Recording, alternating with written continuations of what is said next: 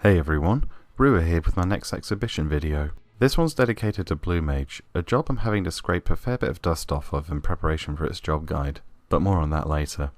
Blue Mage can be pretty much whatever a player wants it to be, albeit not all at once.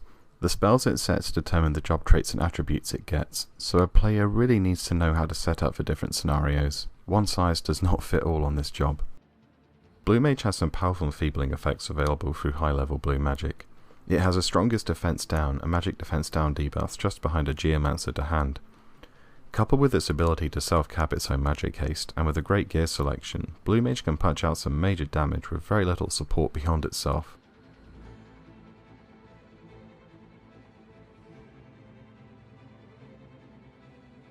Blue Mage is also the best job in the game for crowd control, by some margin as well. If you're going to be facing hordes of monsters, or if you're up against something which calls in for reinforcements repeatedly, then a Blue Mage will quickly even the playing field. It's not just raw damage you're looking for either. Blue Mage's high level AoE spells are called denial spells by some players, because whenever they're rotated, they completely lock down everything around the Blue Mage. Spectral Flow inflicts terror, Entomb inflicts petrify, Anvil Lightning stuns, and Blinding Fulgor inflicts flash. Any combination of these used will diffuse most situations a group finds itself in.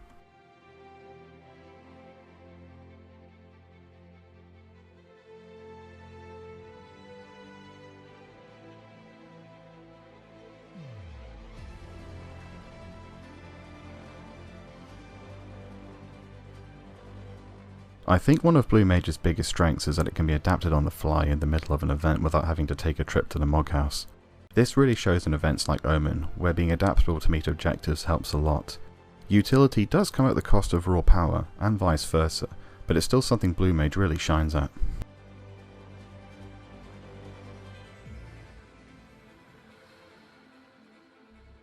While it's more than capable of mowing down entire waves of fodder, a Blue Mage's single target magic damage is inhibited somewhat by the fact that Blue Magic cannot magic burst unless used with Burst Affinity or Azure Law.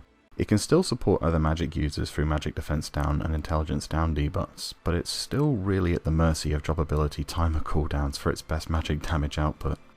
It can still contribute magic damage, don't get me wrong, but it won't come close to what a Black Mage can do.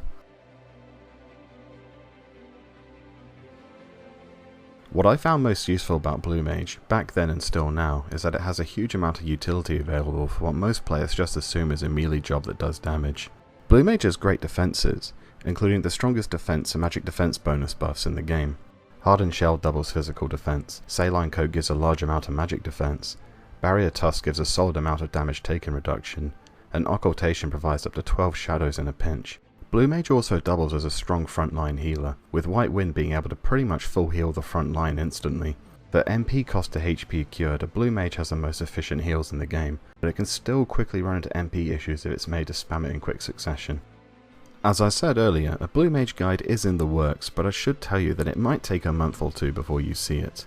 This is because Blue Mage is an extremely complicated job, and I've been out of practice on it for a long time, so there's a lot of space for me to really mess it up. On a similar note, I'm going to be working with a few other players on the Azura server on this one as well, so you might see a few people you've seen in-game lending their talents, if not their voices, to what promises to be a lengthy, but very informative guide when it finally arrives. Between now and then, I'll be doing a job guide I can get to you a lot quicker, as I'm a lot fresher on it. It's another one that's been requested, and if the recent poll is an indicator, you probably know what it's going to be. I'll see you all then.